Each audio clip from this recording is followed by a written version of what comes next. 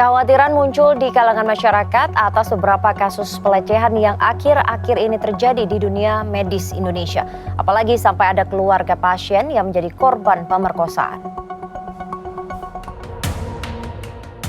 Kasus pelecehan oleh dokter jadi perhatian publik. Tak main-main, baru terungkap kasus pemerkosaan oleh calon dokter anestesi di Bandung. Muncul kembali laporan tentang pelecehan yang dilakukan oleh dokter kandungan di Garut. Hal ini menumbuhkan kekhawatiran di masyarakat akan kualitas tenaga kesehatan di Indonesia.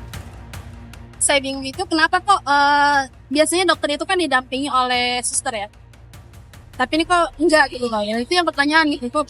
Setahu saya setiap saya dirawat atau apa tuh pasti dokter tuh datang bersamaan dengan suster. Tapi kok ini enggak.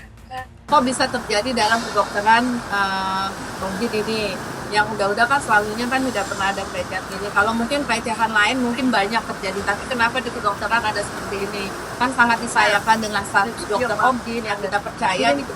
Jadi kedepannya mungkin masyarakat agak sedikit tanda kutip agak takut gitu. Apalagi yang kita temuin banyak dokter laki-laki. Ya mudah-mudahan kedepannya tidak akan pernah terjadi.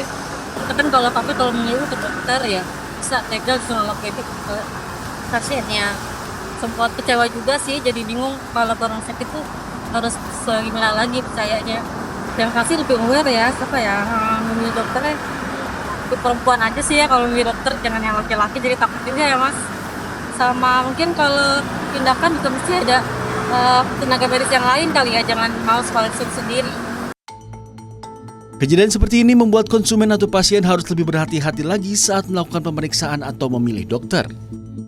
Kalau saya biasanya mungkin harusnya lihat di internet dulu gitu kan, dokter yang kandungan yang baik siapa, terusnya riwayatnya seperti apa gitu, dan lebih banyak bertanya sih. Jadi memang kita harus jadi konsumen yang cerdas sih ya gitu, gak hanya dalam menentukan dokter aja tapi juga dalam ya segala macam sih. Apalagi kalau dokter kan menentukan hidup dan mati kita ya nggak sih, kesehatan kita gitu.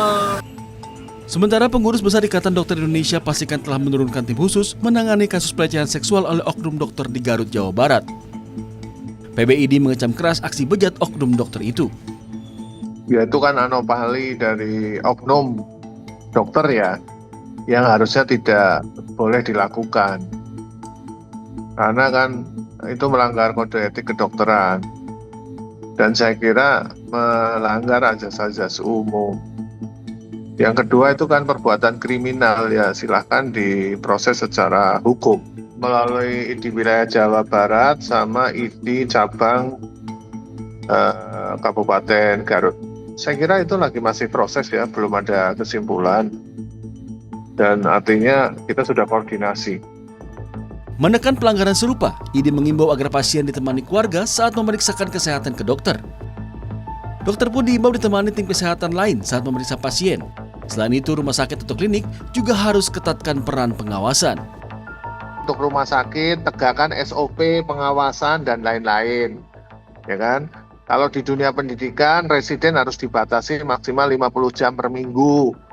Ya, tidak boleh lebih dari itu. Kemudian untuk pemerintah, bahwa pengawasan pembinaan itu selalu dilakukan oleh profesi, yaitu oleh ID. Mohon dapat dikembalikan fungsi itu, pembinaan dan pengawasan, kepada Ikatan Dokter Indonesia, sehingga masyarakat bisa terlindungi, paling enggak walaupun tidak 100% tapi mendekati 100% terlindungi. PBID memastikan kasus oknum dokter di Garut dan kasus dokter anestesi di RS Hasan Sadikin Bandung berproses di jalur hukum. Novayu Henry Eki Rizky melaporkan.